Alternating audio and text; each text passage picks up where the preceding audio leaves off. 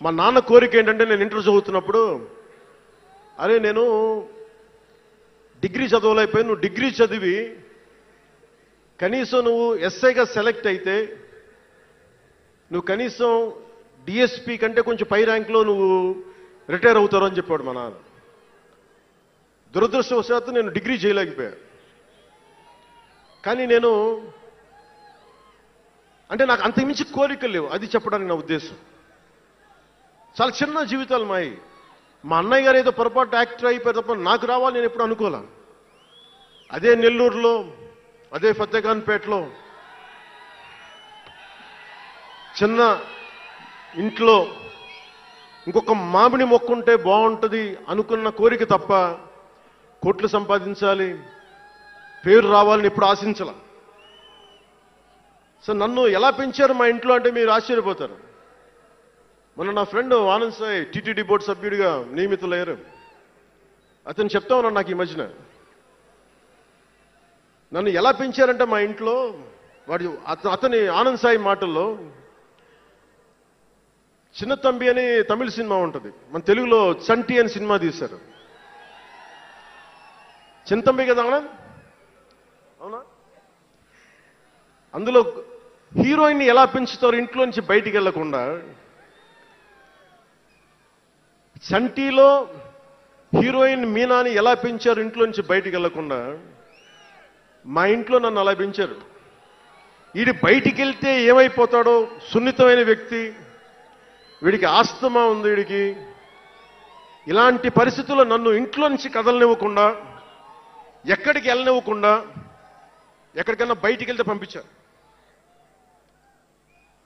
ఒకరోజు చెన్నైలో నేను అన్నానగర్లో కంప్యూటర్ ప్రోగ్రామింగ్ కోర్స్ చేసేవాడిని ఒక సంవత్సరం పాటు. ఆ ప్రోగ్రామ్ ఫైనల్ చేసే పరిస్థితుల్లో టైం 10:30 అయింది, 10:30 రాత్రి. ఇంటికి వెళ్ళడం గంట లేట్ అయింది. అంటే మనం సాయంత్రం 6 గంటలకు వెళ్ళిపోవాలి. ఆ రోజు 10:30కి వెళ్తే చెప్పా పెట్టకుండా, అంటే మన కొంచెం లేట్ అయింది ఎగ్జామ్స్ వల్ల. ఇంటికి వెళ్ళేటప్పటికి ఎలా ఉంది అంటే, ఇంట్లో ఆడపిల్ల వెళ్ళిపోతే ఇల్లు ఎలా ఉంటుందో, 10:30కి నేను ఇంటికి వెళ్తే మా అన్నయ్య షూటింగ్ నుంచి క్యాన్సిల్ చేసుకుని వచ్చేస్తా ఉన్నారు. మా వదిన ఇంట్లో హాల్లో ఉంది, మా నాగబాబు వీధి బయట తిరుగుతూ ఉన్నాడు. మొత్తం అందరూ ఏమైపోయాడు, ఎక్కడికి ఏమైపోయాడని. నేను ఎగ్జామ్ రాసి వస్తున్నాను, బస్సులు దొరకలేదు నాకు, 2 బస్సులు మారి రావాలని చెప్పాను. నాకు కార్లు లేవు ఆ టైంలో. అంటే అలాంటి నన్ను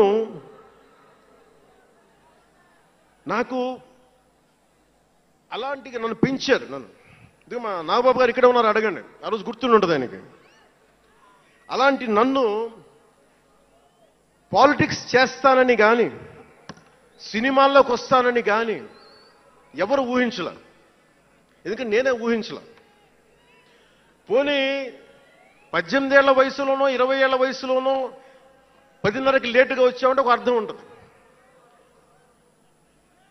అక్కడమ్మాయి ఇక్కడ అబ్బాయి, గోకులంలో సీత, సుస్వాగతం, తొలి ప్రేమ చేస్తున్న సమయంలో, మేబీ తొలి ప్రేమ ముందు అటో ఇటో, సంగీత్ థియేటర్లో, హైదరాబాద్ సంగీత్ థియేటర్లో క్లింట్ ఈస్ట్వుడ్ నాకు ఇష్టమైన హీరో, అతను సినిమాకి వెళ్ళా.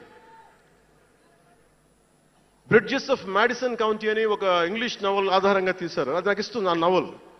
సో ఎలా తీశారని చెప్పి నేను షూటింగ్ రిలీజ్ కూడా అయిపోయినట్టుంది తొలి ప్రేమ. నేను నా ఫ్రెండ్ ఆనంద్ సాయిని, హరీష్ పాయిని, ఇంకో 2-3తోటి సెకండ్ షోకి వెళ్ళా. సెకండ్ షోకి వెళ్ళి ఇంటికి వస్తే కింద మా నాన్న, ఇంట్లో పైన రూమ్లో పడుకోవాల్సిన మా నాన్న కింద కుర్చీ వేసుకొని, ఓ నీల్ కమల్ చైర్ వేసుకొని నా కోసం వెయిట్ చేస్తా ఉన్నాడు. ఎక్కడికి రా వెళ్ళామని. షూటింగ్ అన్నాడు. షూటింగ్ అన్నాడు, సినిమాకి వెళ్ళానంటే ఆయన ఎట్లా తిట్టాడంటే నన్ను, నేను చాలా తప్పుడు పనులు చేసేస్తున్నట్టుగా, ఏదో బార్లో కూర్చొని తాగేసినట్టుగా. నేను అప్పటికి కొంచెం గుండె ధైర్యం తెచ్చుకొని చెప్పాను. అక్కడ మా నాన్నంటే భయం, చిన్నప్పుడు చాలా కొట్టేవాడు మా నాన్న మమ్మల్ని. ఆ భయం నన్ను కొట్టింది తక్కువ కానీ మా అన్నయ్యను కొట్టింది ఎక్కువ. సో యముడికి మొగుళ్ళలో ప్రసాద్ బాబు ఉంటాడు. చిరంజీవి గారు పక్క వ్యక్తిని కొడితే ఇతను లైన్లోకి వచ్చేస్తాడు, అక్కడ నేను డిసిప్లిన్లోకి వచ్చాను. అట్లాగే వీళ్ళని కొడితే నేను డిసిప్లిన్లోకి వచ్చాను. నాకు ఆయన కొట్టక్కర్లేదు, నేను డిసిప్లిన్గా ఉంటాను. సో నాకు మా నాన్న చూడగానే భయం వేసింది, కొడతాడా గబుక్కున బాగుండదేమో అనుకునేవాడిని.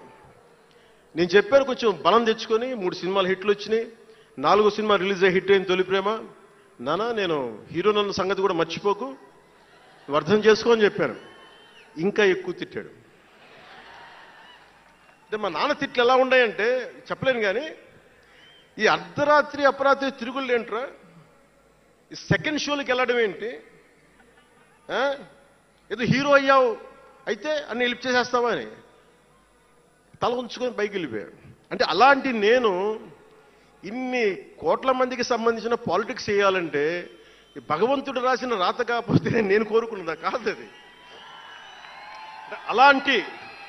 అలాంటి వాతావరణంలో పెరిగిన నేను ఈ సినిమాలు ఏంటో, ఈ పాలిటిక్స్ ఏంటో, పార్టీ పెట్టడం ఏంటో అని అనుకుంటే